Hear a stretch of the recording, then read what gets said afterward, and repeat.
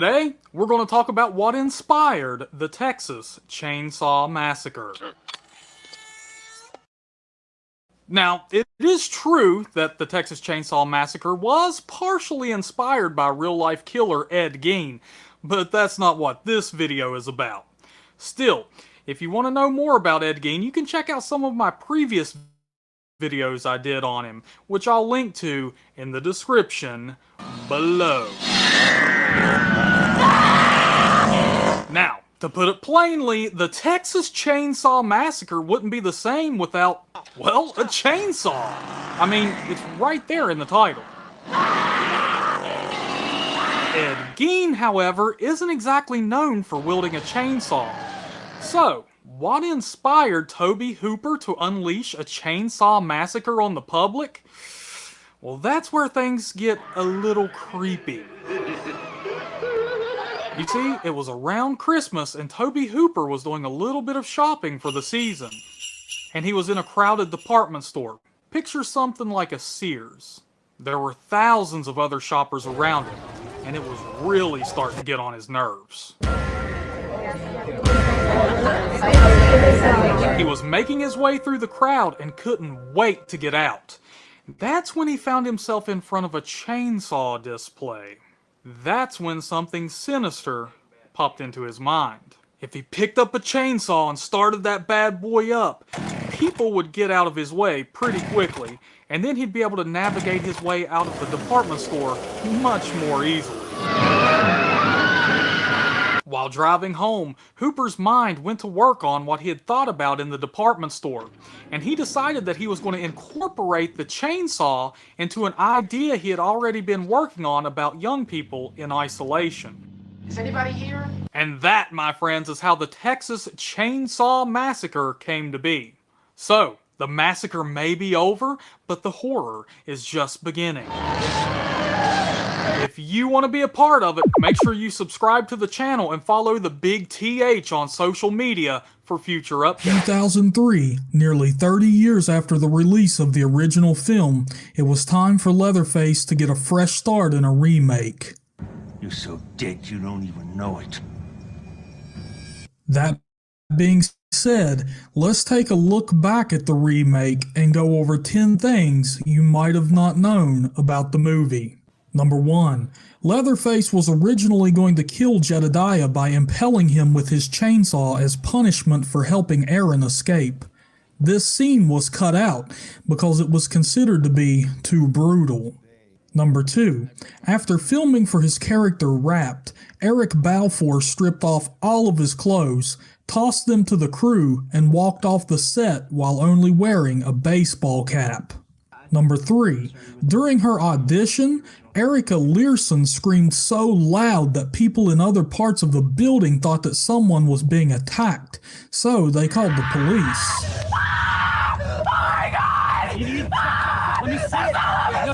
Number 4. It was announced that Marilyn Manson was going to be the composer for the movie, but he had to back out due to scheduling conflicts. Number 5. Originally, Jessica Biel's character, Erin, was going to be pregnant, which is why she didn't smoke any weed or drink the water in Mexico. Why do you think I haven't been drinking or smoking or doing anything this entire trip? Did you think about that? Aaron, I don't know. Okay, I mean, I can't read your mind. I'm trying, but... I'm pregnant. You're gonna be a dad, Kemper. Number 6. Speaking of Jessica Biel, she wasn't the only actress considered for the role of Erin. Hell, she wasn't even the only Jessica considered for the role. Jessica Alba was considered, as was Katie Holmes and Kirsten Dunst. As a matter of fact, Lauren German, the actress who plays the hitchhiker in the beginning of the movie, originally tried out for the role of Erin. Number 7. Gunnar Hansen, the actor who played Leatherface in the original movie, was asked if he'd like to appear in this film as the truck driver near the end of the movie. However, like many times before, Hansen wanted more money than what the studio was willing to pay him. Number 8. The scene in the van with R. Lee Ermey and Jonathan Tucker is particularly intense. One thing that lended to the intensity of the scene is that Jonathan Tucker would force the barrel of the pistol down his throat to intentionally make himself puke. If you look, you can actually see vomit coming out of his mouth in the scene. Number 9. This remake does pay homage to the original. When Erin pulls out a knife, she says that she got it from her brother. Big brothers. In the original, Franklin is particularly fond of his knife and lets his sister, Sally, borrow it. Let me see your knife.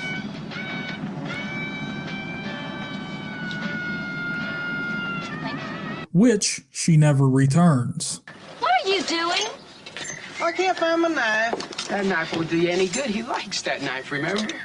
When did you have it last? Well, I didn't have it last. You had it last. I gave it to you, remember? What'd you do with it? Well, I don't know. Didn't I give it back to you? No, I didn't have it when I got out of the van. You just never gave it back to me. All right, I'll look for it. Number 10. Dolph Lundgren was approached for the role of Leatherface, but declined, saying that he would like to spend more time with his family and couldn't accept any roles at that time. Tobe Hooper's The Texas Chainsaw Massacre is one of the most infamous movies of all time, and is also known for being one of the most successful independent films of all time. It would serve as inspiration and pave the way for other indie filmmakers around the world. However, a lot of things went on behind the scenes for this film to get where it's at today. That being said, let's take a look at some things you didn't know about the Texas Chainsaw Massacre. Number 1. Art director Robert A. Burns went on to work on several notable horror productions. He famously reutilized props from the Hitchhiker's Bizarre Sculpture collection as the Jupiter Clan's tribal decorations in The Hills Have Eyes. He would also work as art director on Tourist Trap, The Howling, Full Moon High, Microwave Massacre, and Reanimator. Number 2. While shooting the dinner scene, Marilyn Burns was actually cut on the finger when Leatherface cuts the tip of her finger to feed Grandpa. Gunnar Hansen admits to being crazy at that point in filming and wanted to get the scene done with.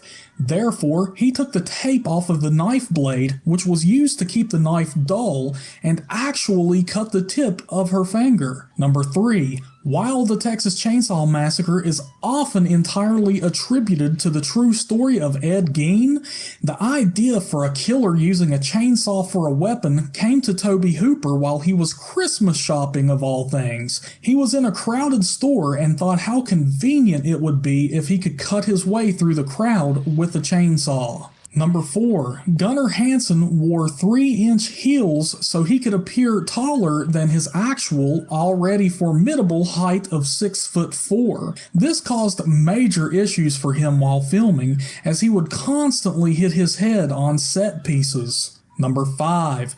Gunnar Hansen didn't like Paul A. Partain while shooting the film. However, he found out that Paul Partain was a method actor and was just staying in character the whole time on set, which was very annoying. The two would meet again years later and become great friends. Number 6. Had the film's events played out in real life, Sally Hardesty may not have been so lucky. While filming the movie's 2 extended chase scenes, it became clear that Gunnar Hansen was much faster than Marilyn Burns, even despite toting a chainsaw along with him, and had to repeatedly slow down in his approach. Number 7. A couple different titles were kicked around before ultimately choosing the Texas Chainsaw Massacre. The original working titles were Head Cheese, Leatherface, and Stalking Leatherface, which sounds kind of silly, like it could be a modern-day romantic comedy. Number 8. The narrator at the beginning of the film, John Larroquette, says that he was paid with a joint for his participation. Number 9. Despite seeming entirely inarticulate, Leatherface's grunts and mumbles are actually listed out as lines in the script. Not that they're any more understandable that way. Number 10. Despite being one of the most recognized horror films of all time and its major financial success, the total amount of money the film grossed will never be truly known. In addition to this, the cast and crew never saw any of the profits or received the amount of money they should have gotten. Unfortunately, the original distributor for the film was Bryanston Distribution Company, which was ran by the Mafia. The Texas Chainsaw Massacre and the Bryanston Distribution Company was only used as a front to launder massive amounts of money that the company had made off of a porno, Deep Throat. Basically, the company only allowed enough money to come through to pay off the investors, and they gave the cast and crew a whopping $405 each. Eventually, the mafia man behind the operation, Louis Butchie Periano, would get busted for his shady dealings for Deep Throat. The cast and crew for Chainsaw sued him and got a little bit of cash out of it, but it's nothing near what they should have earned off of the film.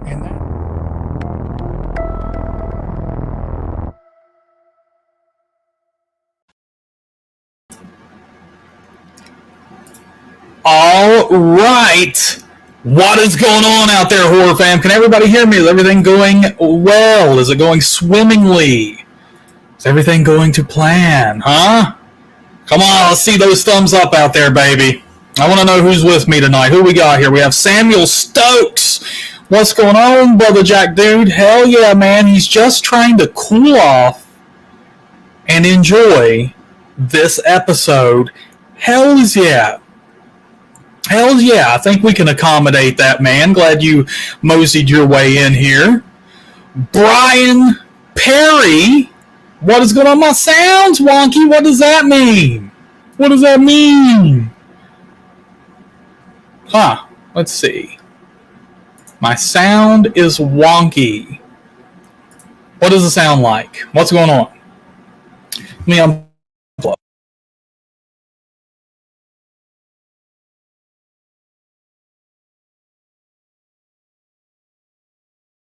What about now? Is that better?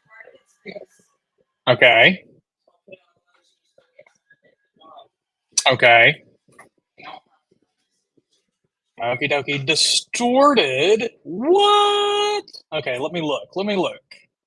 And how is the camera quality? Is that good?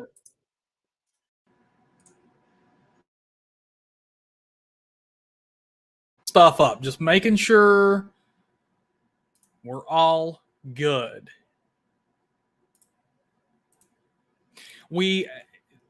Well, first I'll see if my sound is better. What about now, Nate? What about now, Hobbs? Are things working? It's good? It's good. We got one thumbs up here. Brian Perry coming at me. Hobbs saying looking good. Hell yeah. All right, well, tonight, what we're going to do is... Oh, Dragon Blue saying better now. Awesome. So tonight we're going to take a look at Rob Zombie's catalog of films, and I'm going to rate them just like I did for the Halloween films just a couple days ago. And yeah, sorry about the technical issues. I'll go ahead and speak on a little bit while we wait for Everything Horror Collector to get in here. He has not joined the stream yet, but he is going to be our guest for tonight. He better get the lead out of his ass and hop on in. But yeah, you have to bear with me with the technical issues. The internet that's running to my computer is horrid. So if you experience any lag, if you experience anything where the mic sound is it's doesn't have enough bandwidth to broadcast that out to you, lovely horror fan peoples. So that's kind of what we're dealing with. I'm hoping to get that fixed this week. We're gonna have to make things happen, man, because this has been a 3-4 week thing now. Come on, how can you all live without the Talkara in high definition quality, baby? And I see we have Everything Horror Collector on here now. I'm gonna go ahead and throw this out here before he gets on. If you look at my screen here, you will see tonight, one of tonight's goals this is our first goal on the night if we hit it, okay? Eric gets to control the board for one movie. He gets to take control. He gets to tell me where to rank one movie. And that is because I guarantee you, he and I are going to have some issues because he's a huge Rob Zombie fan. I am not. So it's going to get interesting. Might even get a little bit heated. We'll see. I'm going to bring him on. Here he is. I see him. He's got the towel out. He's wetting the sweat off already, but he's nervous. What's going on, Eric? What's up, man? Holy shit, man. You got a hell of a setup going on behind you now. Oh, my God. You have that little Leatherface back there that Anna saw at Spirit this past week, and she's like, oh, my God, he's so cute. I want him. Look at that. Well, there's a reason I haven't taken the tags off yet. It's because I'm going to send it to somebody. Really? Who you sending that to, man? Might be a surprise. Oh, shit. Well, you heard. Oh, my goodness. Oh, Dragon Blue's going to be in here on the quickness on that. Look at that. He's so cute. Yeah, so when we... Oh, my God. See, she wants it. She wants him. Dude, when we were at Spirit Halloween, they had those. They were... What were they called? They're like cuties or something like that. Yeah. And they had like Ghostface and all this. And she was like, man, Leatherface looks the best. He's the cutest by far. Well, I'm going to tell you what happened. I seen it on there, and I ordered it offline. I thought it was going to be like 6 inches, maybe 8 inches, a little tiny, like something to sit on the dash of my truck. And then that showed up, and I was like, wow. That is a big boy right there, man. And, dude, holy shit, man. I'm going to go ahead and solo you for a minute. Let everybody get a peek at that background. My God, we have a hardcore Rob Zombie fan on our hands here. Dude, my work's going to be cut out for me, man, because you know how I feel about some of his movies, dude. And God, we're going to have to agree to disagree on some of these, man. Oh, no doubt. No doubt. But I did put up our goal. If the fam deems it, man, you get to take control for one movie and rate it wherever you'd put it. So you do have veto power if we hit that on the night, man. I did wear my shirt for you. Oh, hell yeah, dude. Good old Texas Chainsaw 3D reference for any of those who aren't getting it. That's what this, well, whichever way that is. The newspaper is from Texas Chainsaw 3D. It was the one she held in the police department. Oh, yeah. Now, is that screen used? Yep, that's the one. No shit. It's not a replica. And I got it autographed by Dan, I can never remember his Dan last Yeager. name. Dan Yeager, yeah. Yeah. I've had it for a while. It was like one of my first really important things I bought. Well, dude, now you have to send that T-shirt to Alexandra Daddario. Yes, for sure. I got all these, all the Rob Zombie posters are autographed by a lot of the cast, not quite all of them. Matter of fact, I bought the 31 poster from, what is his name? You brought him on. Oh, God. Yeah, Derek from Derek's Horror Stuff. Yeah. Yeah, I actually bought that from him. It's autographed by everybody. Damn. Yeah, man. He shows no mercy when he goes to the conventions. And I brought my new, just got this in. Oh, man. And then while I was doing it, I went ahead and got all the Rob Zombie ones. Woof. And then, wow. And then I got this one just because it had Hannibal on the front. Hell yeah. You got to have Hannibal in the collection, man. Yeah, because I got a few Hannibal things around here. I don't know if any of them signed. No, that's right. Yeah, I got a Silence of the Lamb poster signed by Jodie Foster. Oh, that's right. Yep, I forgot about that. That's the only thing I got that's signed. Yeah, I don't know how the hell you lock that down because it's not like Jodie Foster and Anthony Hopkins go to horror cons. No, I wish they did. That's the thing about Jamie Lee Curtis. Why don't she go to more?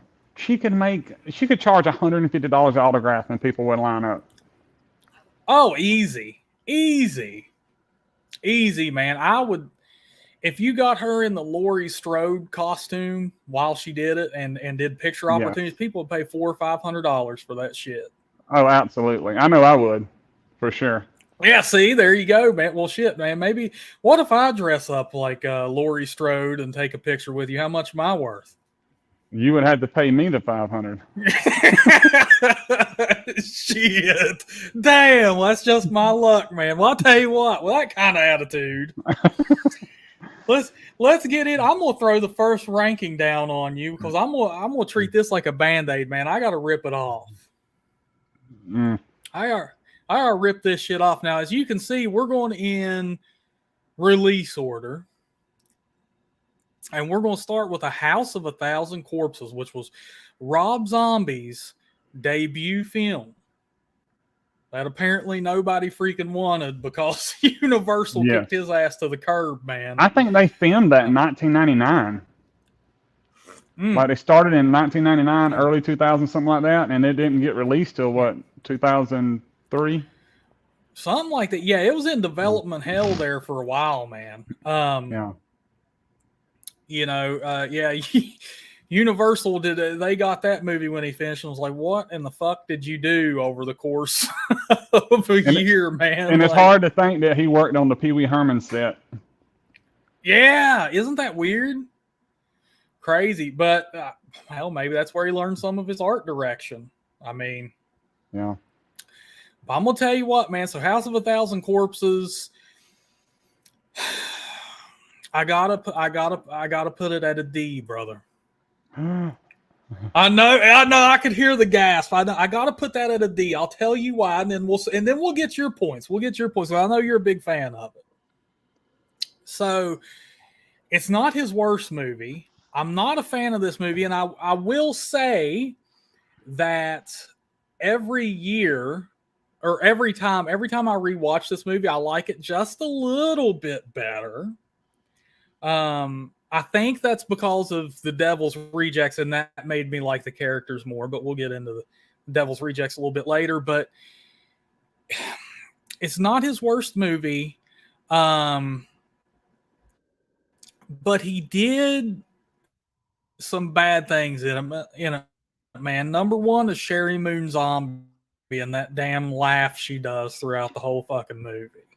It is very annoying. I cannot take that, man. Like, it is very grating, dude.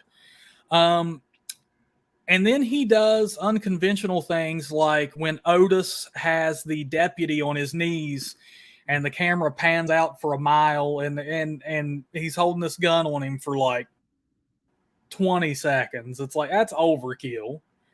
Yeah, it was a little much. But yeah, man,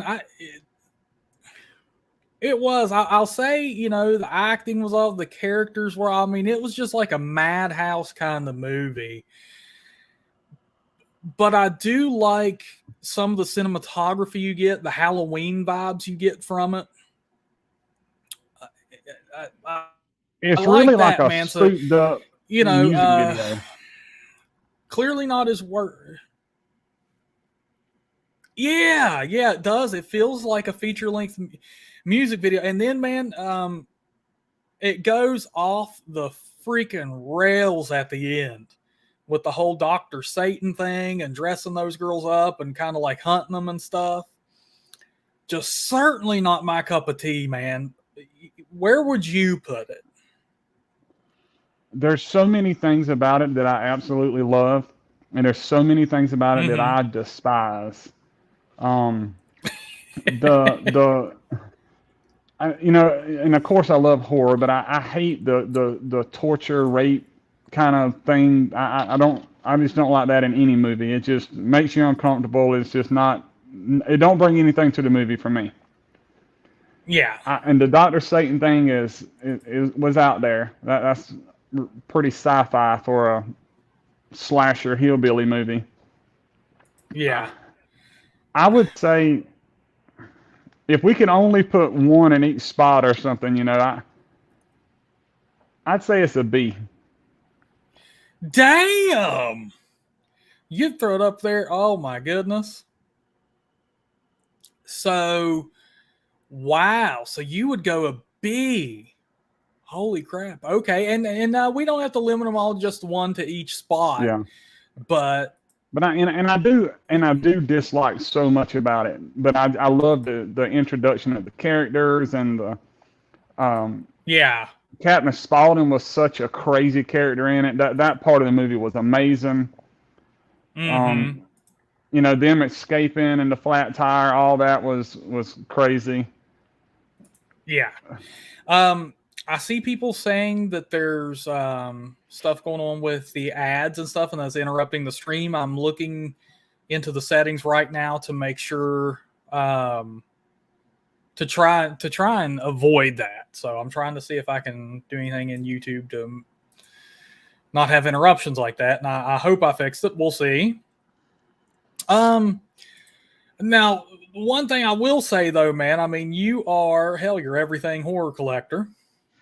I wish, you know, if I'd had more time for the setup, dude, I wish I would have included some pictures, because I actually have, for somebody like you, you'd really appreciate. I went to Captain Spaulding's Chicken Shack. I went to the filming location at that where they shot that, man, and I actually had a picture taken inside of it.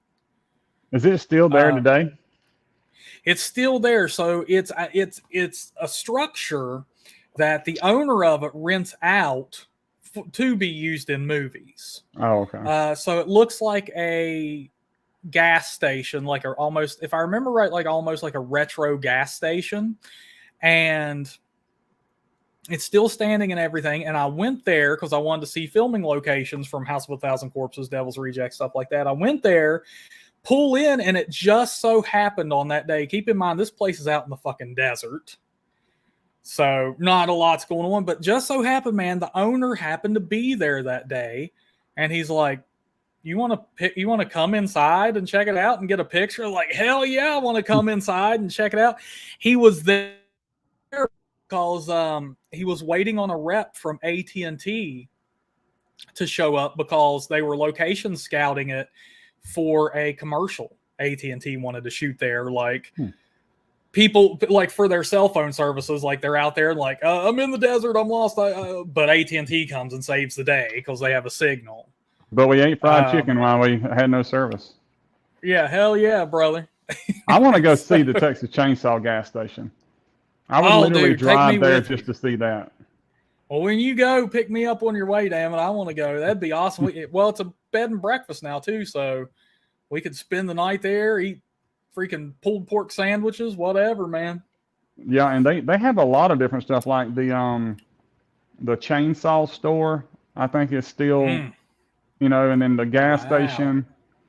And then I would love to see the, what is it, not the original Myers house, but the, which one did they make the bed and breakfast? Oh, that was the gas station. Or no, wait, no. Leatherface's house, right? Leatherface's house they turned into a bed and breakfast. That's right. Yep. Yeah, and you can buy like pulled pork and stuff there, and yeah. Well, look at Dragon Blues calling us out. She's like, "Oh, you guys could have a romantic stay at the TCM bed and breakfast." You damn right we would, because we get each other, man. We probably wouldn't even sleep. We'd be up all night trying to take pictures of every orifice of that place. Recreating the scenes, waking up everybody else. Yeah. Motherfuckers would come walking in like, what the hell is that? We'd have the damn back of the toilet tank off, taking pictures in there. Look at this shit, man. Chasing each other down the stairs, waking up everybody. Eating pot brownies and revving chainsaws and everything else, That would be hilarious. Hell yeah, it would. Oh yeah, DB, you'd be so excited. Fuck yeah, man, they'd think we were crazy, dude. We'd show up with Leatherface masks and chainsaws and everything. Yeah, the chainsaw, Texas Chainsaw gas station is like a horror shop. They sell collectibles and autograph stuff, and it's pretty neat. Oof. And of course, they have barbecue. Oh, gotta have the BBQ, baby. But man, it's like it's crazy that we start talking about this because, man, House of a Thousand Corpses clearly was very heavily inspired by the Texas Chainsaw Massacre. Yes. As a matter of fact, I would say if Rob Zombie had his choice, he could have got his hands on any of the properties. He would have went for Texas Chainsaw over Halloween all day long. Well, I hope my biggest hope in movie history is that he redoes Texas Chainsaw. Oh my God! You hear this, people? We're gonna have to kick him off here now. Now he's been hitting the hardcore pink lemonade before he got on. He's out of control. we can't trust Rob Zombie with that kind of shit now. I don't know that. It might be up his alley. Hell, you never know. I mean, it could be no worse than 2022. Oh my God! Well, hey, let me tell you something. We'll move on here. We'll move on. I'll tell you what. Here's what we'll do. And here is The Devil's Rejects. 2003 is The Devil's Rejects. If I'm not mistaken, was it 2003 or was it 2005? 2005. 2005, The Devil's Rejects. This one to me, now this movie totally flopped in theaters. And a lot of people didn't like it because of how he took things to the next level. We'll just say that. But to me, this is the best movie he's ever made. Like, I don't know what set of circumstances came together for him. I don't know if his lucky stars aligned. I don't know what's going on. They gave him more freedom and more money. Well, this movie is like head and shoulders above everything else in my book. I mean, you know, there's no doubt Halloween has to be like his biggest budgeted movie, though. I would think so. But that's a vastly different movie, though, too. It probably requires more resources. But I'm going to take The Devil's Rejects, man, and I'm going to put it at an S. I'm going to put it at an S, man. I know it's hardcore, but like I said, man, there's just so much to I mean, this is one of those movies today. This thing right here today would totally get canceled. His ass would have gotten canceled for this movie because if he did something. Now, I haven't seen Don't Breathe 2, but I know that one got in a lot of shit because they took the antagonist from the first one and made him sympathetic in the sequel, and people got pissed. But to me, that's the same thing he does in The Devil's Rejects, man, but it worked in his favor. Like, I was into it. The characters, you know, they really toned Sherry Moon Zombie down in this one. We didn't get her stupid ass laugh. Yeah, and we didn't get her just in the camera's face just doing shit. But man, it is. But what's so crazy about that is then they turn around in the next one and made her crazy again. Oh God. Well, we don't like to discuss that. Yeah, we're going to get to that one. And whew.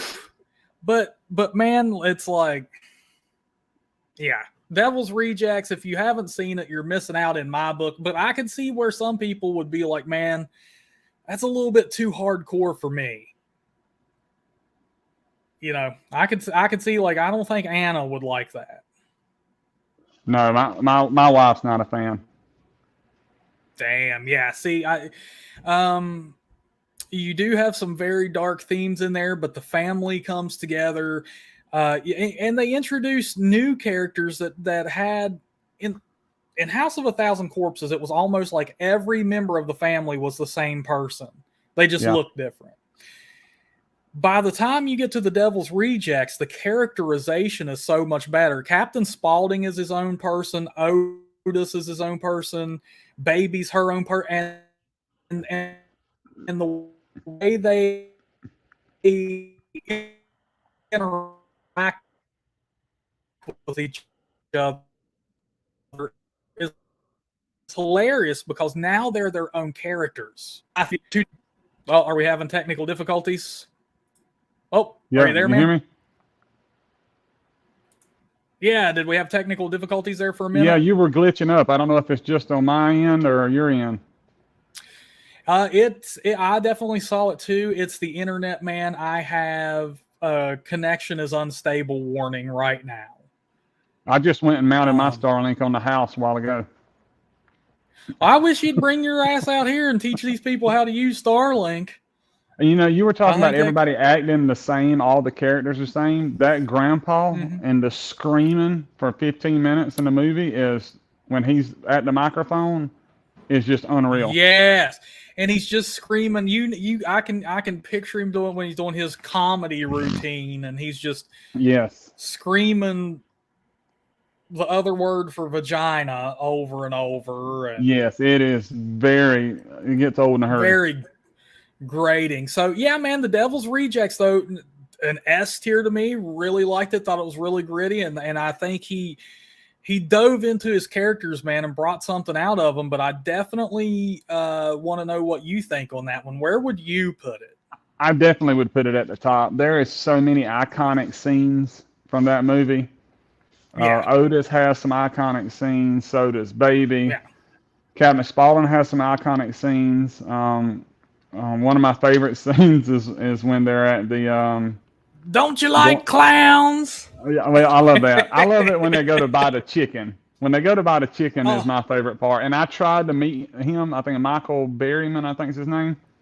I tried to go meet him, and the convention was just at a horrible time. And it was only 3 hours from the house, but it was just a horrible time, and I couldn't go. And he's kind of sickly, so I was really wanting to go because I don't have anything with his autograph, and he could top off the rest of my stuff.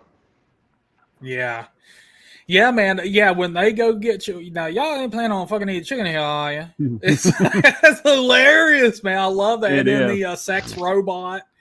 Oh, and my God. It's hilarious. I love it when he's walking through the car. I ain't no chicken fucker. You little chicken fucker. I just die laughing every time. Man, hey, man, some of the horror fans agreeing with us here. Nate Blanche says he'd put it at an A. Brian Perry's going with an S, baby, and said he loves The Devil's Rejects.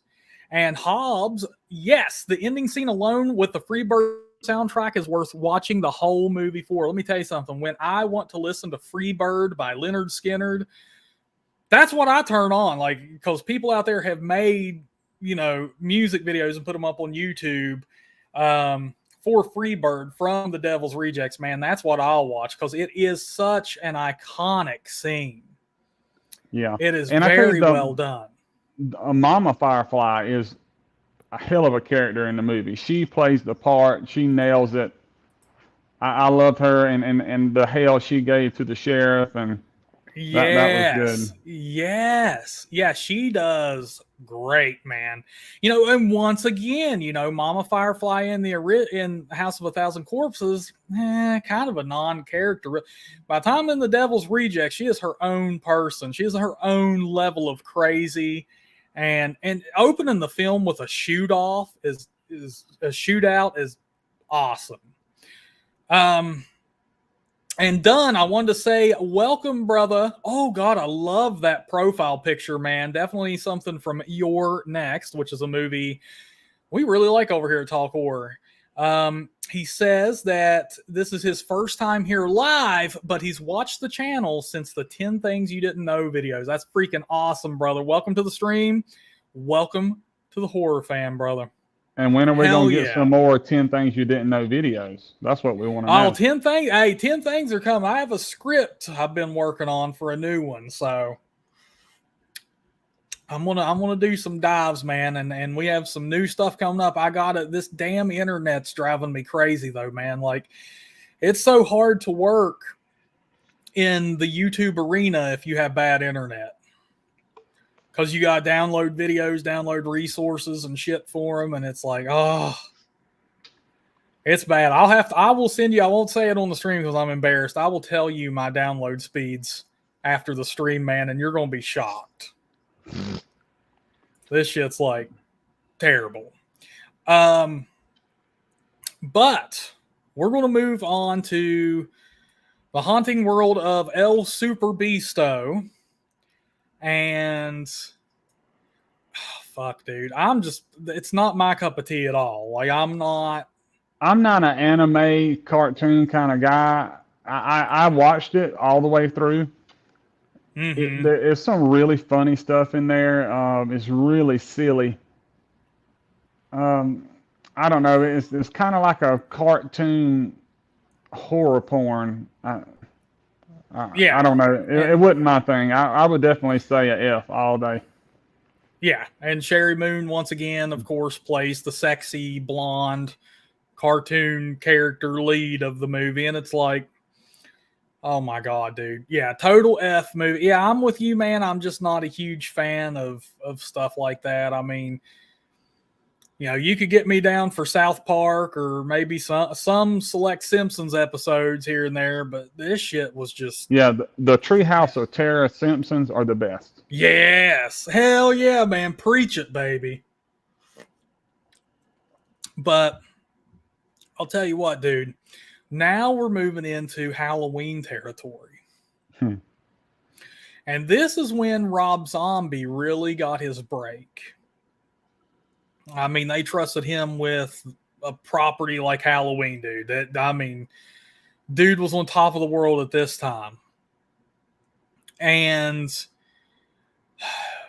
well, at least everybody thought he was on top of the world, but those Weinsteins treated him like absolute dirt.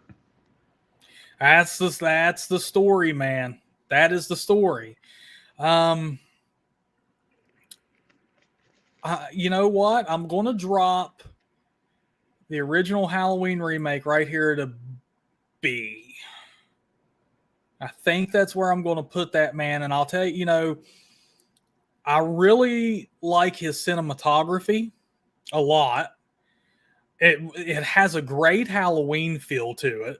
I mean, you feel like you could trick or treat through Haddonfield in that movie. But it's an updated version of the original because after like the first hour, it goes into nearly a shot-for-shot remake of the original. I mean, realistically. Yeah.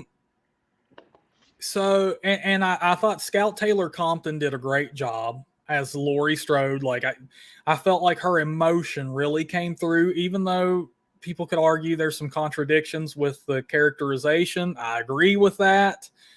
You know, I don't think Scout Taylor Compton would have had friends like Danielle Harris and Christina Klebe in that movie. Yeah, exactly. You know, like a down to earth girl like that. You know, she's kind of nerdy, she's kind of shy, sweet, whatever. She's not going to have friends like that, and then, you know, screw a donut hole with her finger. That's, you know, so there is some contradictions there. But I really liked it, man. I don't think it was original enough to be better than a B. You know, he had a lot of source material there, and even the add-on of little Michael Myers and going through his childhood wasn't original enough for me. I know he needed to do something different. You know, I mean, you're remaking Halloween. You got to do something different, for God's sakes. We've seen everything in the franchise. You know, you got to do something different. I think he could have got a little more creative, man. But where would you put it, brother? I think it's probably his best movie. Woo! Damn, he coming in hot. Well, there's just so much to it. I love the young Michael Myers storyline. I love how graphic it was and gory. Mm-hmm. There was a little bit of a little too much porno for me, and you know, a lot of it, but it was really good. The story was good. Like I said, the actors was on point. Tyler Mane, all them, they killed it. I think it's Rob's best movie. And even though he didn't, write it like he done these other movies, he wrote from scratch and all. But as far as what he done with it and cinematography and all, I think he killed it. I absolutely love Brad Dourif in that movie. Love it. I thought Brad Dourif really brought something to Sheriff Brackett, and I think Michael McDowell could have done a little better. I guess I didn't really like him as much. I mean, it's hard to find another Loomis, but he just didn't quite fill the shoes, in my opinion. Oh, I hear you, man. I don't think I think he didn't hit for a lot of people, especially once we get into the sequel, which we're going to talk about. But I'll tell you though, brother, one thing, and this is another thing, another issue I had with the Halloween remake and a lot of his movies, except for The Devil's Rejects, really. I don't know what the hell, why it just fits there, but Sherry Moon Zombie's acting in the Halloween remake was fucking rough, brother. Like, did you pick up on that shit? Like, one line that sticks out for me really bad from that movie is when little Michael Myers, Dag Fairch, wants to go trick-or-treating, and he's like, "Oh, Mom, please," and she's like, "Okay, settle down, Michael, but tomorrow things are going to change." Her, it's like her acting in there is just so bad it like sticks out. Like it was so forced. Yeah, it's like you didn't need that line. Like you didn't need the "Okay, Michael, calm down." You know, you could have made her just be a little bit bitchy. Like, you know, tomorrow some things are going to change around, so you better enjoy tonight. Like, yeah. Instead, like the "Okay, calm down, Mike." That was so weird. And then you get to, I don't know, man. I totally appreciate that they love each other. He loves her so much. He wants to put her in shit, man. Find some. She doesn't have to speak. Put her in the background. I mean, give her a cameo, something. But yeah. And then we immediately go to, I swear I think there's some kind of weird fetish shit with him, man. Because then after that, we immediately go to her shaking her ass on a stripper pole. It's like yes, weird, it's always man. that way. It's always a little over the top. Yeah. Like, weird for me, but you're saying you would put this at an S. Definitely. It's my favorite. It's my favorite one for sure. Damn. Okay. Damn. Well, dude, hey, I'm going to tell you what, man. Now we're going to move on to Halloween 2. And this is the movie that I watched. It was so bad I wasn't even upset. I legitimately felt bad for Rob Zombie. I was like, holy shit. But you know, I will have to say, after listening to him tell so many stories about the Weinsteins and how they cut the budget in half, then they took the time that he had and cut it in half, and every time he would write up scenes and all, they would look over them and make him change it to what they wanted. So I'm wondering how much of this movie was actually written and directed by Rob versus Bob Weinstein. Who knows, man? Or Harvey Weinstein. I think, like he said, Harvey was the one who would call him and just talk shit a lot. Like, what the fuck are you doing? This movie sucks. But see, that's also a common theme I've noticed with Rob Zombie is that he always has an excuse. Like, for all of his movies that aren't well received critically, like, he always has an excuse lined up. Like, I've noticed that over the years, and he brings it home with every new release because he always has a new excuse. Like the Munsters, I didn't have the budget I needed. 3 from Hell, Sid Haig died, blah, blah, blah. All this shit happened. And hell, it may be, man. Maybe he's just the unluckiest son of a bitch alive. Like, just something goes wrong for him. But for Halloween 2, man, I mean, this is a conundrum for me because here's the thing, and then I'm going to see where you would put it. For me, this one, I absolutely adore Brad Dourif's performance in it, especially when he finds Annie dead, when he finds Danielle Harris dead, and he just breaks down, just wailing. Like, oh, shit, that is just a legendary performance. You get great cinematography, which is, that's a Rob Zombie staple. He's always going to have that. But that's about it. I mean, it is, you get that stupid white horse bullshit in here. That drives me crazy.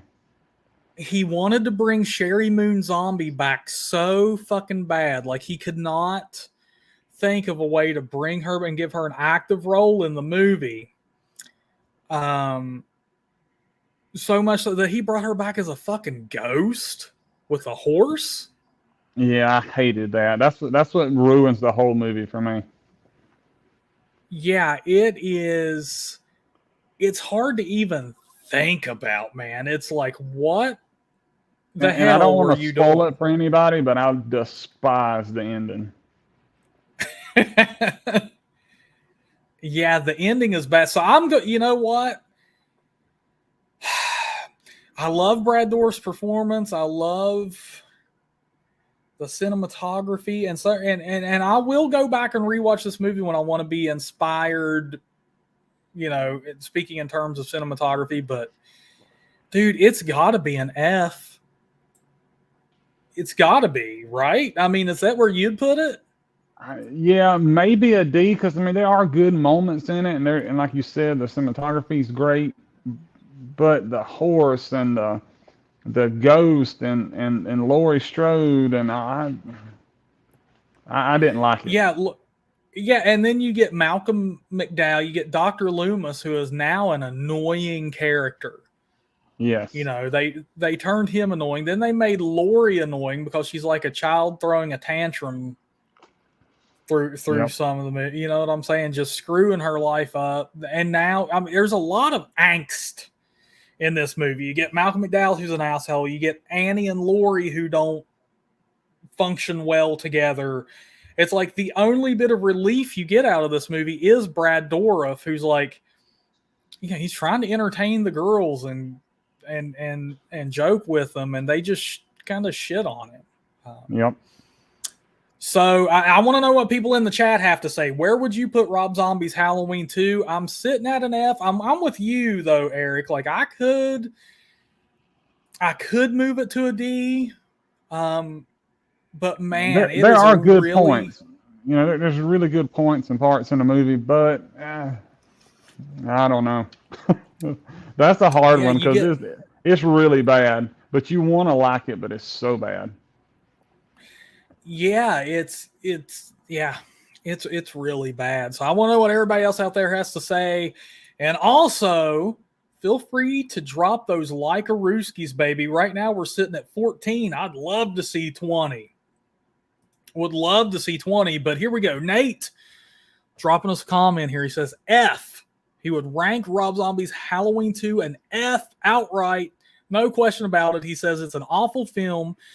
Next to Resurrection, it's the second worst Halloween film, and a ridiculous plot that turns Laurie corny and nuts and acts like a 5-year-old, not to mention that white horse BS. Awful film. Hate it. Damn, Nate. Tell us how you really feel, brother. I have to agree. Samuel Stokes coming in saying it's a D for him. Brian Perry saying it's an F. Dragon Blues, you got to give it. Oh, Hobbs is going D. Hobbs is going D. I could see this. So him and Samuel are in agreement, and possibly, you know, hey. I would probably say a D. I think I would probably go with D. But we're all pretty much in alignment here that it's near the bottom of the damn barrel there. Dragon Blue says it's so bad, but DB, what would you give it? What would you? Here we go. F. Oh my goodness. I think it's a resounding F for us, Eric. I think that's where we're sitting, brother. But now we move on to a movie that is just a big WTF in my book, dude. I got to know how you feel, but what I'm talking about, The Lords of Salem. I guess you have to be a witch, black magic kind of film person to really enjoy it, I guess. Maybe you got to really be into the witch and wizard black magic stuff. It was hard for me to watch. Brother, I don't know. Okay, so The Lords of Salem, this is one of, besides El Superbeasto, I would say this is Rob Zombie's most forgotten about film.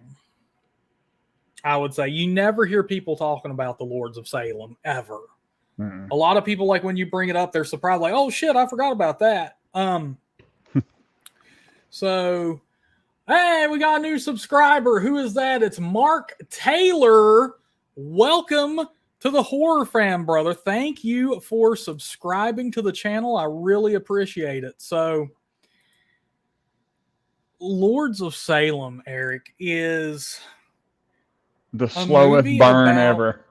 it's a fucking slow burn movie, but it's about a DJ who works in this little small town in Salem, and it's being pumped up that this band is coming to their town called the Lords of Salem, and they send a vinyl record to this radio station, and they play it, and it, what does it do, man? Do you even remember? It just fucks shit up. Like, they're Satanists, and Yeah, it like activated her spirit or something. yeah, it's yeah, and it's just as crazy as it sounds, folks. It's just as crazy as it sounds. I see a lot of people here, and this is true. A lot of people here are saying, like Hobbs here, I didn't make it to the end of Lords of Salem. Samuel Stokes is saying it's boring. Eric just said it's boring. Totally agree with that. It is extremely boring. It's an extremely slow burn. It is Rob Zombie. It's like Rob Zombie wanted to make a Dario Argento film, so he tries to use a lot of different lighting, colors, stuff like that, and just try to make a pretty movie. But let me tell you something, man. A movie has to have a fucking story. Otherwise, why am I watching the movie? If I want to look at beautiful pictures, I'll open a magazine or go on And then, Instagram of course, or it something like that. had naked old witches jumping around. Yes, that's another. Once again, Sherry Moon Zombie playing the lead. Rob Zombie's got to have her there, man. And yes, naked old witches hopping around. This is another F for me, brother. These are in no particular order, but Lords of Salem is another F for me. It's hard to get through. You'll be lucky if you can get through it without falling asleep. It is that slow of a burn. And then whatever the fuck is happening in the movie, you don't even care. Mm-mm. Because it's not a good story. You just don't give a shit. Yeah, I don't even know how to comment on that one. It was not for me. I watched it because it was Rob's, and it was like, it's worth a try. It's got some black magic, witchcraft. We'll try it and see.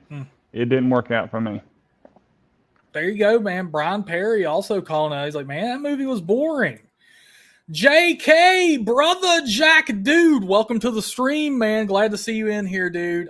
This is a little special edition live stream. I wanted to get everything Horror Collector on here and talk about some Rob Zombie movies, man. And damn, there's Chad Edmonds jumping. Look at that, man. We're getting the Horror Fam regulars in here, dude.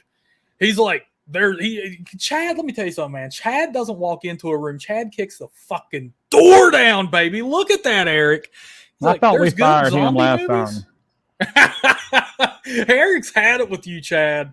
Eric has had it. He's going to get the weed whacker and chase you out of here, man. But JK, he's coming in, man, kicking that door down. He's like, hey, Lords of Salem sucked. So, Eric, is that where you'd put it, man? Would you put Lords of Salem at an F? Absolutely. Yeah. Yeah, you can't. There's no answer for it, man. That's where it's got to go, you know. It is what it is.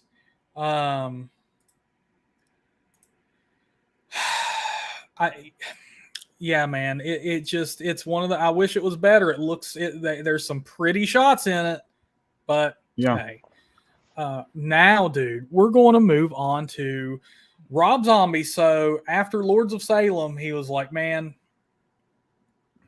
I don't know honestly what happened, but he decided to go the crowdfunding route, which I have a problem with personally. So this isn't, related to the movie or what. But man, Rob Zombie, you're a millionaire, dude, and you're getting your fans to pay for this shit. And it's an idea that he himself said is like the most generic, shitty idea he could come up with.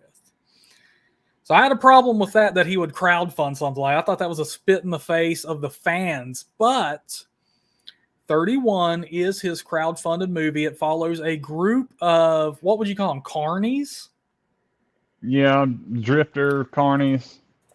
Oh, damn, what do we got here, man? Chad Edmonds donated $10. What a total stud. What a total stud maneuver there, Chad. Thank you, brother. You're hired back. You're hired back, Chad. Your Eric will allow it. But I'll tell you what, we got to be careful. You get $5 more, and then Eric gets to control the board for one movie. He can put one of these movies in any slot he wants, so you got to be careful. If we hit $15, man, it's game over for my rankings. But yeah, so 31 follows a group of carnies who are traveling around, and they get stopped. Well, before that, now they had a porno scene in the back of the van before they get stopped.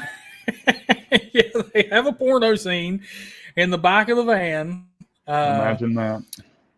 Imagine that. But this one, man, so these carnies get stopped and abducted by a group of people who are very well-to-do financially, and basically hold a survival game where if you survive through the night, you get to live, and they place bets on who the survivor will be.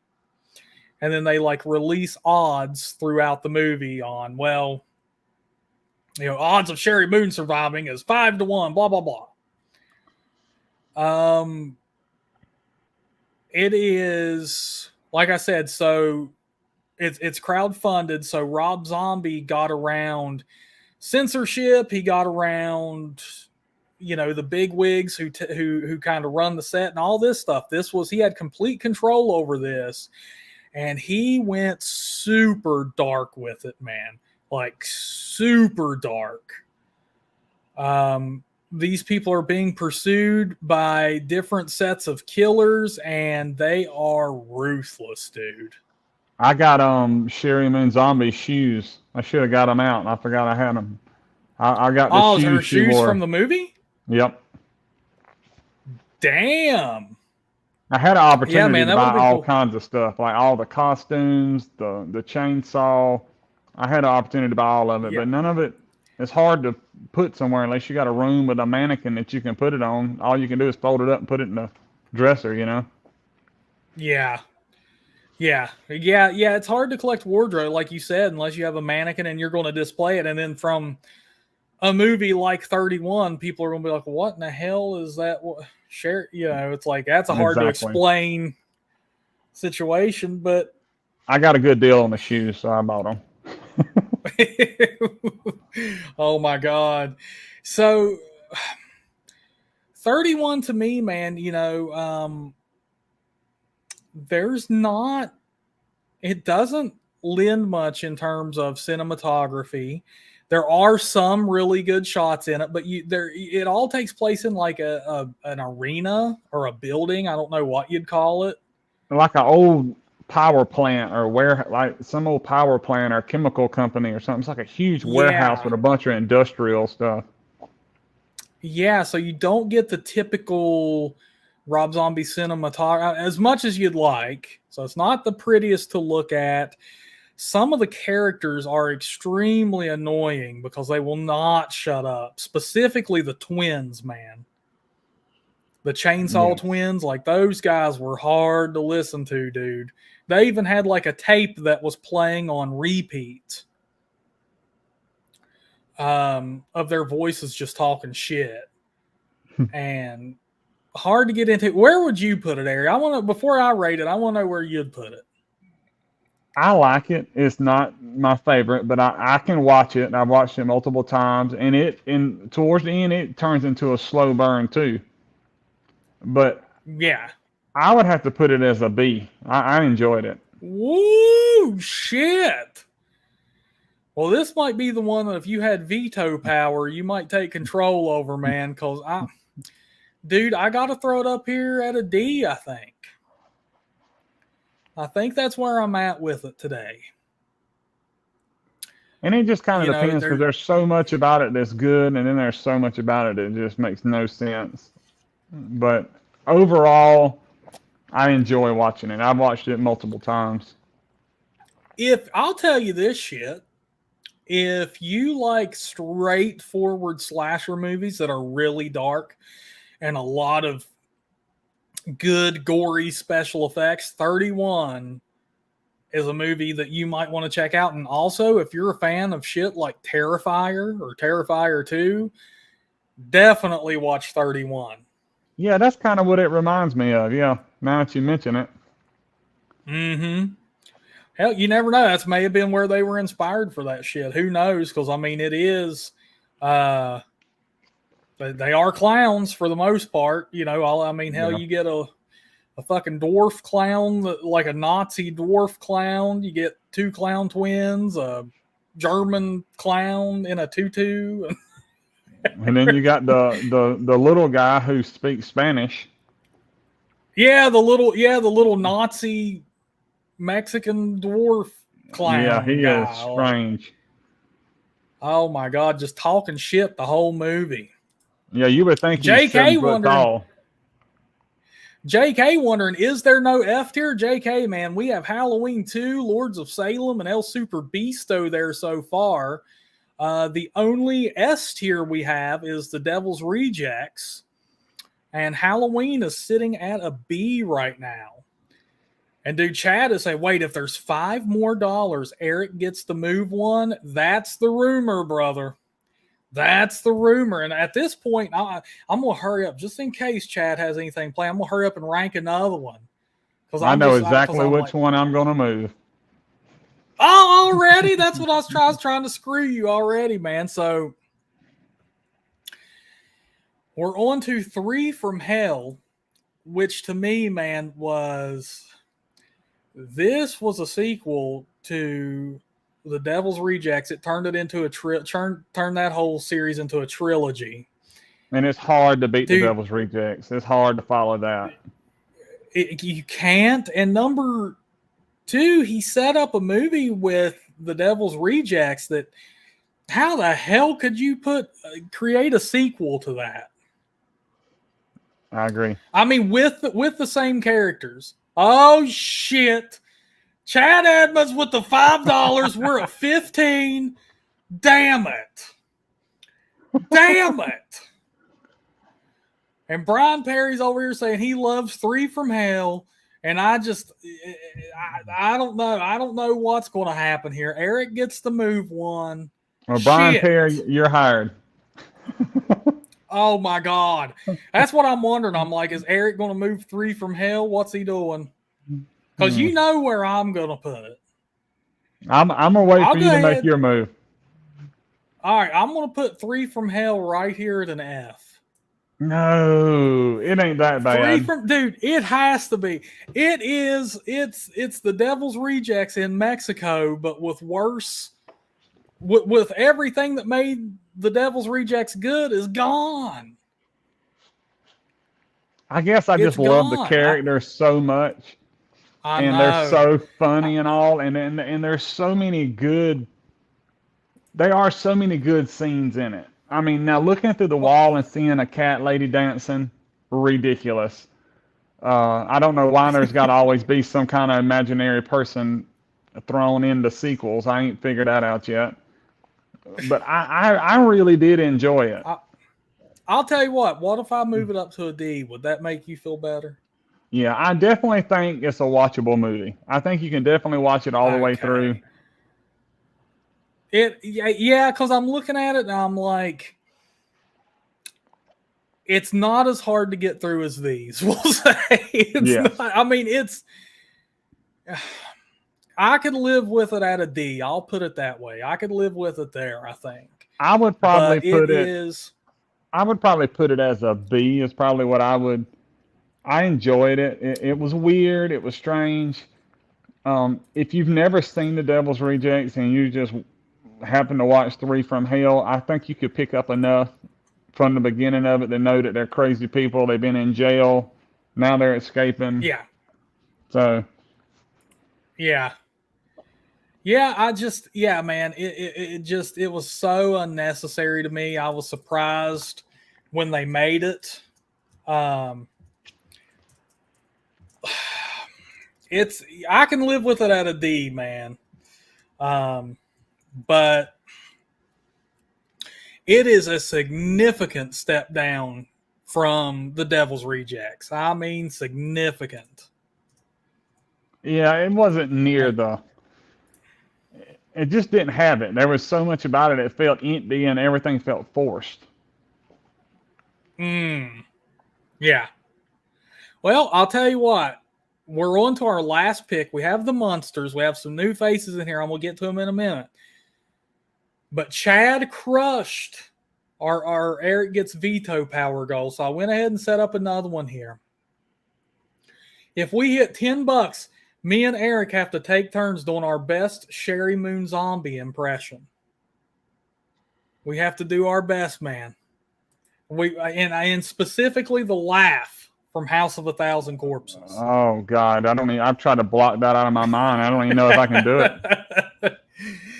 Well, here's what we got though, man. On as far as Three from Hell goes, Nate Blanche is giving it a C. Hobbs is saying Three from Hell would have been okay as a standalone movie without the Rejects connection. Chad Edmonds throwing it down, saying Three from Hell was a B- for him. There you go. Oh, shit. Well, there we go.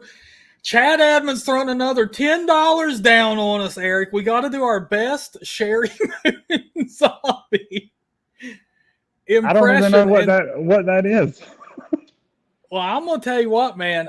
We got to try to do the laugh from House of a Thousand Corpses. Or I don't even... I'll try to do the laugh. Maybe you could pick one of her infamous lines and deliver them. I'm trying to think. Oh my God. Yeah, it's so hard, especially I had a cousin who could do it perfectly. Because she would like when she found out how much I hated it, she would torment me with the shit. Yeah, I try to block it out. It's so annoying. I mean, you can find. I'll try to do it here. Oh God! Like I can't. How the hell does she do it, Area? Show us how it's done, man. You can do it. I don't even know. I don't know how to make that sound that she does. It's like a. We're going to have to get your wife in here to do it. Oh. I think it might require a woman's voice. Hey, she hates the movie so much that she probably don't even know. I guarantee it. That's why women are good at it, because they know it's torture. I'm trying to think one of her famous lines, and I don't even know what it is, what her famous line is. Okay, I'll tell you what. Somebody come in and post a Sherry Moon Zombie line, and Eric will try to deliver it in his best Sherry Moon Zombie voice. This is what happens when you're on the Talk Horror stream, man. You're a dancing monkey, dude. We have to give people a show and dinner, baby. I remember God, Otis's lines. I remember Spalding's lines, but I don't remember any of her lines. Oh my God. I don't even know. Tutti fucking Fruity. Oh, yeah, I remember that one. Yeah, that's right, because all three of them said it. That's right. Yep. Give us some Tutti Fruity, man. Trying to think how she done it now.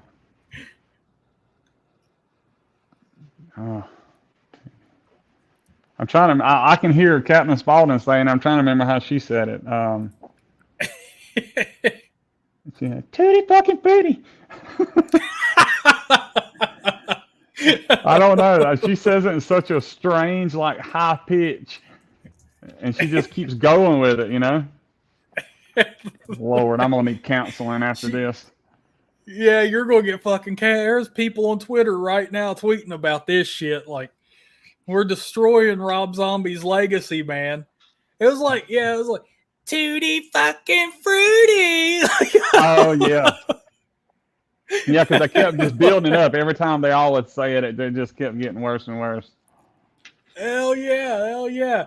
Well, I'll tell you what, we're about to move on to the Munsters, and then Eric gets his veto power, courtesy of Chad. But I set up a new goal in the remainder. Steven sings Rob Zombie for $10. We hit Thank that God goal. it says Steven sings. Yeah, I do. I knew I had to. I got one out of you, damn it. I won't torture you fully, but we hit 10 buckaroosies, and I'll sing you your favorite Rob Zombie song, Eric. How about that shit? So we're on to the Munsters, and this is easy. Well, I'm done with my rankings, man. And I was so excited when it come out because I love the Munsters, and I was so excited, and I was thinking, man, it's gonna be so good, and it was just gonna be like a iconic movie that he redone, and it was a total flop. Dude. So the Munsters I remember when it was coming out and people were talking about it, and they were like, Rob Zombie's he's such a huge fan. He's a fan of the Munsters more than anything in the world. This will give him the ability to really take his art direction seriously. It's going to be the greatest Rob Zombie film ever made. He's finally getting a budget. He's getting this, that, and the other. And the Munsters is an absolute F. That is, without a doubt, the worst movie in his catalog for me. I agree. It is a fucking movie that has no story. There was literally no ending to the movie. It has a non-ending. Yeah, I would rather watch El Superbeasto than the Munsters. Yes. And then, oh shit, Eric, you gonna let him treat me? Chad Edmonds kicking that damn door down with the $10 donation, babe. I mean, Jesus, what? I am a dancing monkey today, I guess so. I'll tell you what, I'll finish my Munsters discussion here, then I'll do your damn Rob Zombie, and then you can have your veto power. Okay, oh my God, I'm overloaded over here. So, to me, Rob Zombie's Munsters is an F. Even that, I don't know about you, but when you watched it, was the green way too saturated for you too? Like, that shit was hard to look at? It was, like, and it was so dark, and then you put the green on top of that, it was horrible. The lighting, I didn't like the lighting of it. It made it hard to watch. Yeah. It was so. Do you agree though? That's where you'd put the Munsters at an F. Yeah, I just did not like it. It just wasn't for me. And I love the Munsters. I grew up watching the original. But yeah. And where would everybody else put the Munsters? I want to know while I get my singing voice ready here. But I mean, Jesus God, what happened to Chad Edmonds? Is that really Elon Musk over there? I mean, he comes into these streams and drops the big bucks, baby. Damn. Look, he says, trying to make up for the streams I couldn't donate to. Hey, man, let me tell you something. It's appreciated because out here now we're playing on California terms. Yeah. Anything, I appreciate the hell out of it, Chad. Yeah, $100 in Georgia is $1 in California. Hell yeah, it is. That's a fucking avocado out here. Yeah, exactly. Dude, here at Brian Perry saying an F, JK saying a definite F, Chad Edmonds saying a C. Ugh. Where do you fall at, Dragon Blues? Hobbs is giving it an F, man. Hobbs laying that law down. He's like, fuck out of here. I thought DB might like it. Oh God. Well, she's a fellow writer, and the writing in it was so bad she couldn't do it, man. Yeah, for sure. So I'm thinking, yep, F for sure. And she says, I hated it. Well, I'll tell you what, you folks won't hate here. Let's get ready for a little bit of Rob Zombie sing along. Here you go, Eric. Here's your favorite Rob Zombie song ever. Oh yeah! Wow! Yeah! Wow! There you go, people. I told you I'm great at it. I told you, what do you think of them apples, man?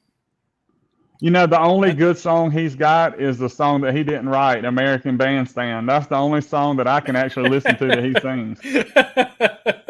And I will say that Dracula and Living Dead Girl are manageable to listen to. I like Living Dead Girl. Yeah. It's okay. I actually have it on my phone. But American Bandstand is his best song, and it ain't even his song. Dude, I actually do like some of his music and stuff like that. But I'm telling you what, dude, I'm just praying one day that motherfucker breaks his leg and they just point out to the like, we need a new lead singer, guys, and they just let me come on. This is what I dream about, folks. Just I get up there and just lay it out. I can do it, man. I'm telling you. Sound like the beginning of a Korn song. Or fucking Oscar the Grouch. Yes. Oh my God. So Jamie coming in saying she fell asleep during the Munsters. She ain't I lying. don't blame. Hell, yeah, you didn't have anything to watch. That's for sure. There was no story. And look at this, man. Look at this. I'm getting my celebrity has been taking to new heights. JK clapping those hands. DB laughing, throwing the hearts around. Oh my goodness. Chad wanting somebody to clip it. I'm telling you, dude, I might, you know what? Let's put it on TikTok and make it go viral. And Chad says that was more Hetfield than Zombie, though. That's possibly true. That's possibly true.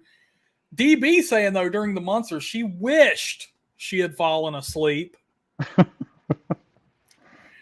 God, that's some harsh work, but it's true, man. That's a bad movie, man. Bad movie. It is. Everything about it was bad. Eric, Chad put his money on the line. Well, first, Brian Perry, he's saying he's peacing out of here, man. Hey, you have a good night, Brian. Thank you so much for coming in, brother. It's good to see you. We'll be back Thursday, dude. All right, so Chad laid his money on the table just to give you the opportunity to switch up one of these rankings, man. I know exactly what it's got to be. Oh, my Halloween. God. So, Halloween. Damn, I was going to see if we could guess it, but. Well, where do you think it's going to go? I guarantee you're going to put that at an S.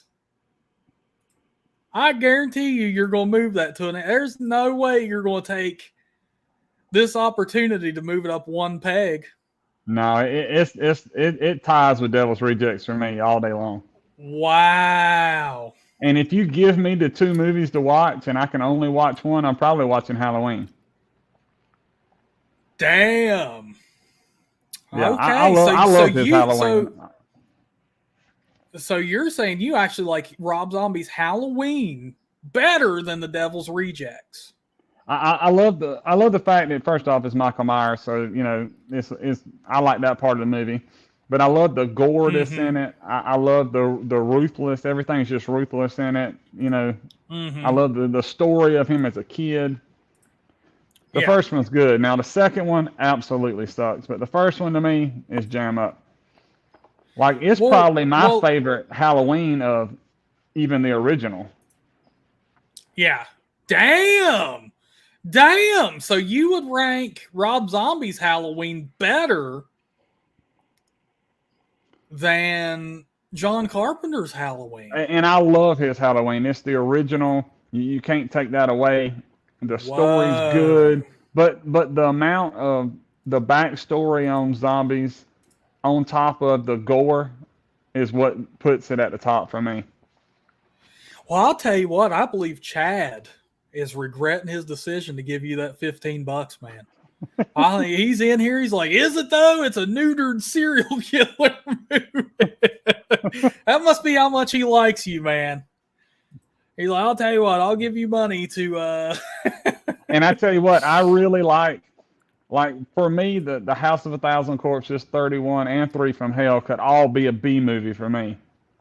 Those are some of I love those too. And 3 from Hell wasn't good. There was a lot of things about it I didn't like, but I do like it overall.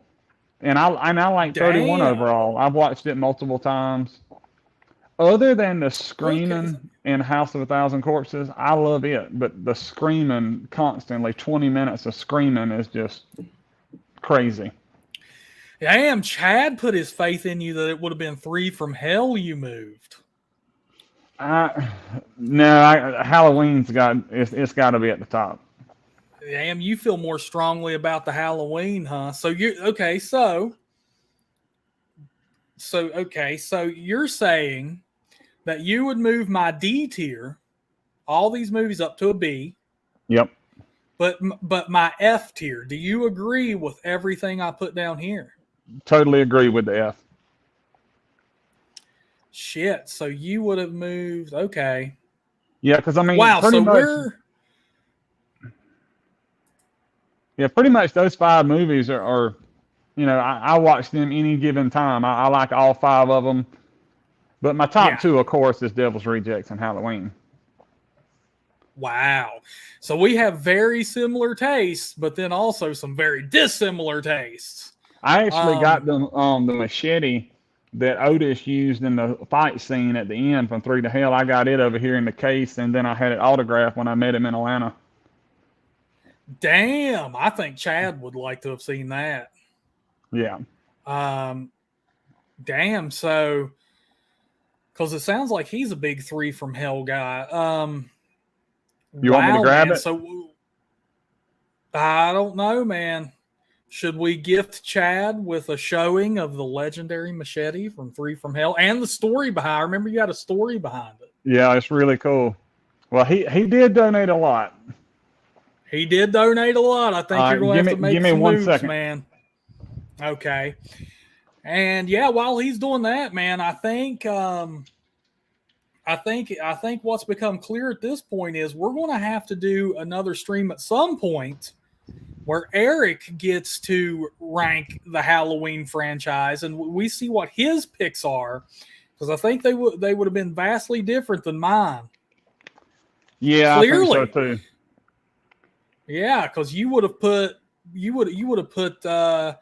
Rob Zombie's Halloween as your A number 1. Yeah, and I love 5 and 6 too. I love Halloween 5 and 6, but I mean they're nowhere near the other ones. But I love 5 and 6. I love Jamie Lloyd and everything that she goes through. That's a fun story to follow. But then when they start doing the tattoos on the wrist and they start feeling each other through the, that part's crazy to me. Oh, okay. Yeah. I gotcha. All right, man. I guess it's up to you to show off that damn machete. I'll give you the solo way out there. Oh.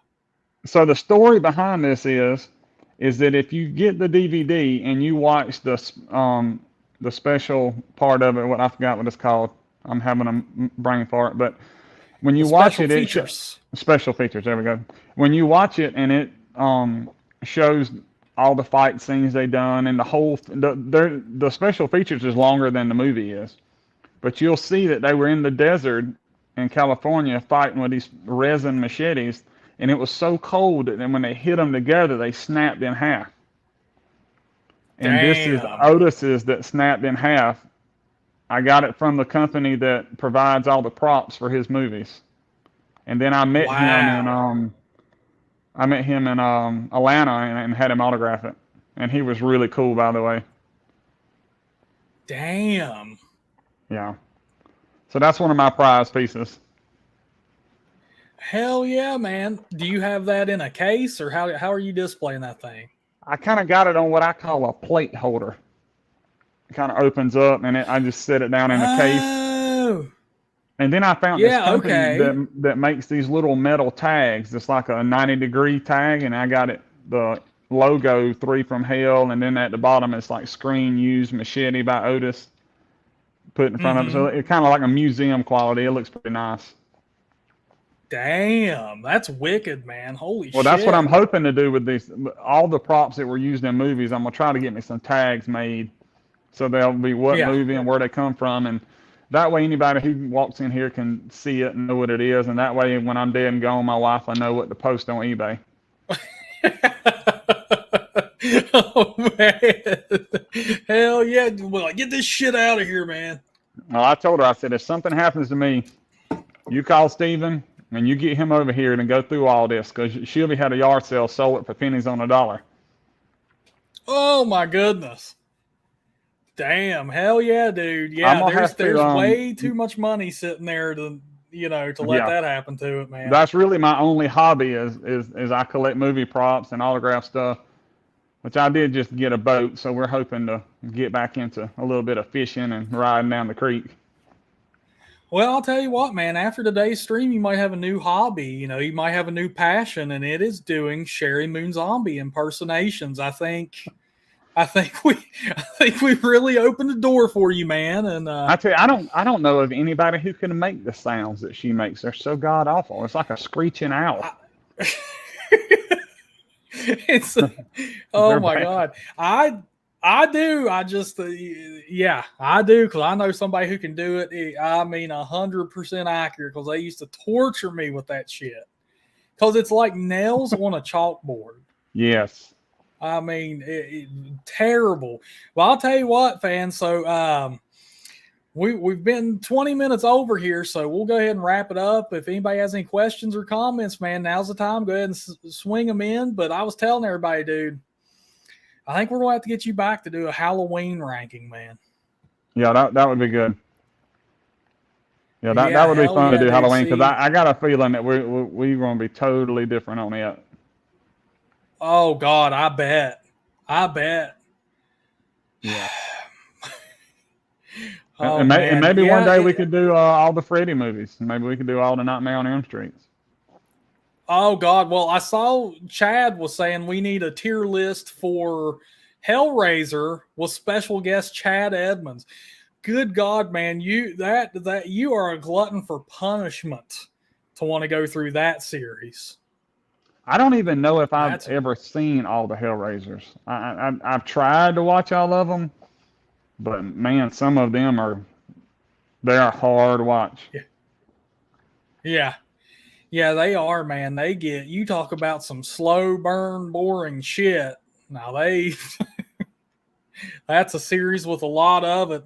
And yeah, man, me and Chad, dude, we went toe to toe on some of those damn Halloween ranks. I'm gonna tell you this, Eric. He might fire you again though after this shit, Chad. He wanted to put Halloween Ends at an S tier. What?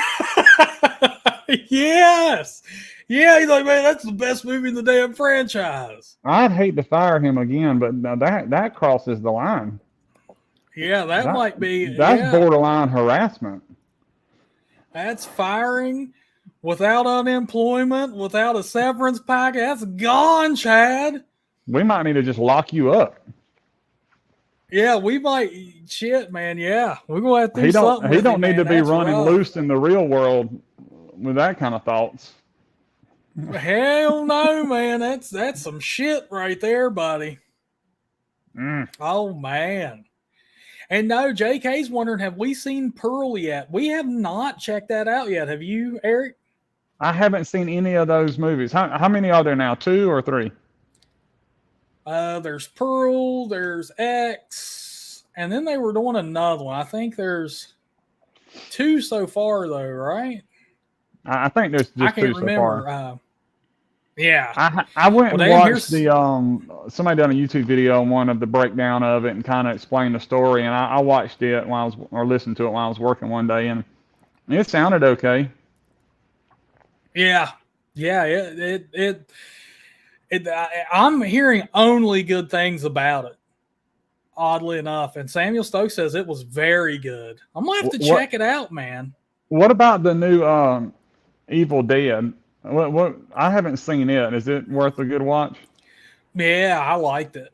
I know. I think I've only heard good things about it, except for Necro. I talked to him, and he did not like it at all. But we talked about it on the show. Me and Anna really liked it, and I know JK liked it. I'll check it out, man. It gets pretty damn brutal. It's pretty wild. Dragon Blues liked it. Let me tell you something that's crazy and totally off topic. I have tattoos all over my hands, and sometimes I forget which ones I have. And then every time on the screen I went to wipe my nose, I totally forgot I had that on my finger. I forget it's there. Like, I go months and don't see it, and then one day I see a reflection, and I'm like, what is that on my finger? Oh my god, dude! Yeah, wow, holy shit! See, I'm telling you, dude, when you just quit hearing. Dude, you're built for this shit. We're gonna get you a show on Vegas where you do your damn Sherry Moon Zombie impersonations. I got a horrible Leatherface cover-up tattoo that's absolutely atrocious. It is bad. Oh my god! Well, that's not too bad. I've seen a lot fucking worse. That's not too bad, man. That's and then not too I bad got at all. That's actually. I got Captain Spaulding on my leg about a year and a half ago, so I'm working on doing a whole horror sleeve on my leg. But trying to find somebody who's got a good enough talent to do portraits is scary. Oh, that's fucking. Yeah, see, I'm used to my cousin's a tattoo artist, and he's been showing me some shit that comes in there like that they want covered up or redone, and it's like, oh my god, dude. He was telling me a story, and this is off topic too. He said he did a tattoo for this person, and they took off, and a couple days later they messaged him, and they're like, man, this tattoo, dude, it's fucked up, brother. Like, there's such a horrible rash on it. And he's like, send me a picture of it. He sends him a picture of it, dude, and his arm is fucked up. He's like, my cousin was like, well, what in the hell? What have you been doing? He's like, I don't know, dude. I've been putting Vaseline on it every day.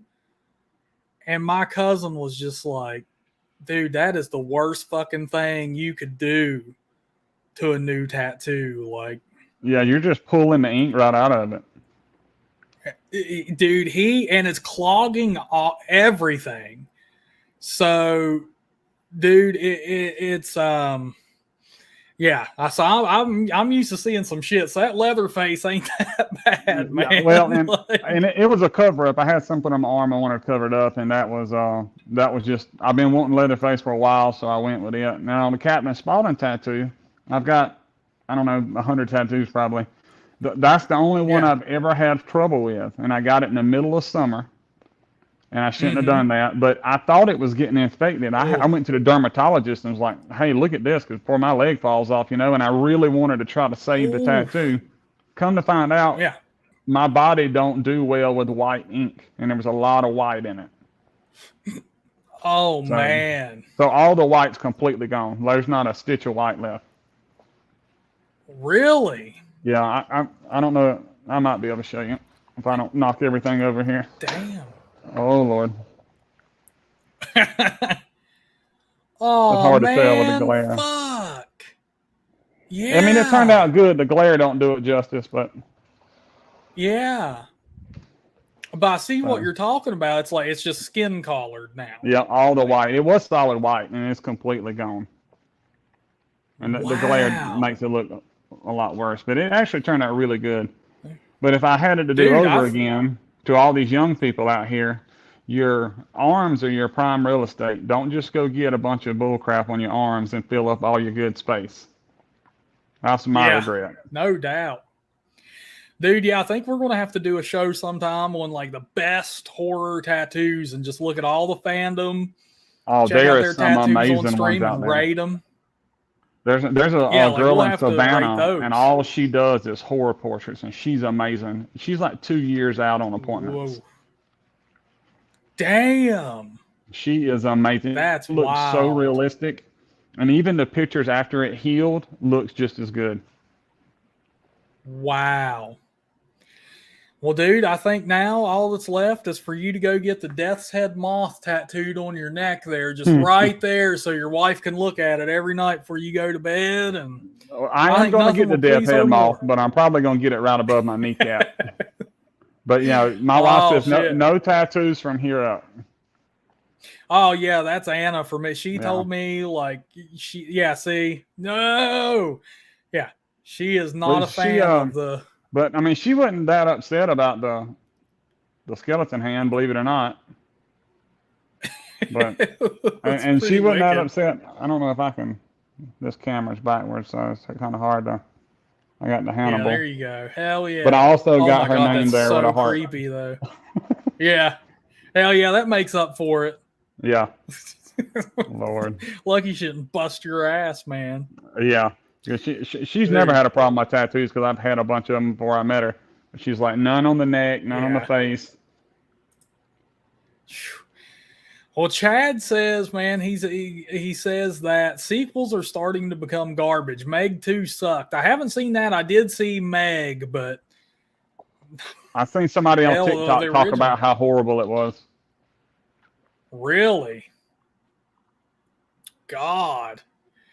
And Nate is coming in asking if we've seen Chucky season 3 trailer yet. Nate, I haven't, and I only watched like the first episode of Chucky. I watched the first season. What did you think? And the trailer looked good, but it looked like it was taking a whole different approach, like a 180 approach from what was going on. And I ain't going to spoil it for anybody, but it looks totally different. But I watched like the first 8 or 10 episodes of the first season, and it seemed to be okay. Now the second season I didn't watch it all because this is the third one coming out, right? Yeah. I didn't watch the second season all. I tried to. The second season just dropped off for me. Damn. But I tell you what, if y'all writers and actors and all, if y'all don't get it together so we can start getting some TV, because all my NCISs, my Magnum PIs, all that, we're all on hold waiting for everybody to come to negotiations. It's time to get it together and let's start making some movies.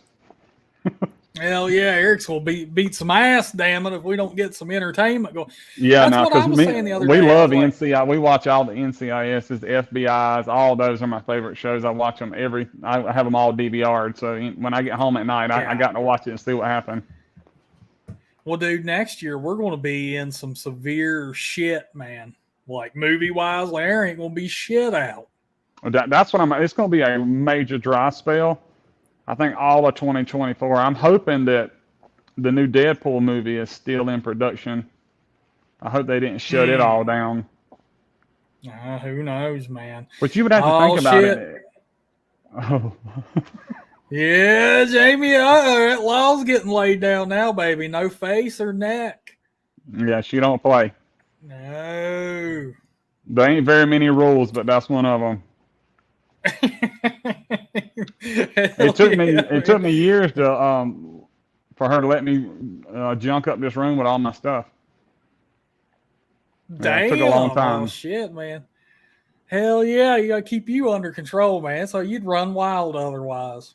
Oh, I would fill this room. It would have you wouldn't even see the brick. It would just be straight posters. Oh, I guarantee it, man. Hell, I can't blame you. I'd do the same if I could. Yeah, but she did frame all this stuff for me and make it kind of look a little nicer. So. Hell yeah, man. Because you need that, man. They got that nice feminine touch. You know what I'm saying? Like, if it was up to our asses, we'd command strip shit all over the place. And exactly. It'd be hanging in the damn frame, half crooked, and all that shit, man. But I guess we're going to wrap it up, folks. I got to start making some din-din around here and everything. But tonight was an awesome stream, dude. Yeah, I had fun. Interesting rankings. Hell yeah. Interesting rankings, man. And I appreciate all of y'all coming in. Chad kicking that damn door down and then dropping $1 million on us again. And man, and then Nate showing up. He's getting my back. Everybody was cyberbullying me on Thursday, man. Couldn't take it. I bet Couldn't so. take it, man. Yes, Oh, because man. everybody's totally different when it comes to Halloween. Well, yeah, we definitely totally need to do that thing, one. Man. Yes. We need to get you on here and let you control the rankings one good time, damn it, instead of torturing you and make you sit there and watch me put Halloween down here on a B, and you just couldn't handle it. I could. It was driving me crazy. All right, man. Well, hey, JK, you have a good night. John, Heckman, Samuel, Jamie, Chad, Brian, all y'all, Nate, have a great night, man. Thank y'all so much for coming in, being part of the Horror Fan, baby. I will see y'all on Thursday, and we'll get it going again, and then we'll see if we can't lock you down for another one coming up soon, man. That sounds good. Hell yeah, he's got the new. I hope all the technical difficulties are going, man. You sounded great on this one, so. Yeah, I was wondering if these new headphones were going to work, but they seem to be good. Loud and clear, man. Loud and clear. All right, man. Until next time, everybody, look horror. Talk horror. You got him with the listen horror and then talk horror, baby. All right, man. We'll catch y'all later. All right, man. See you.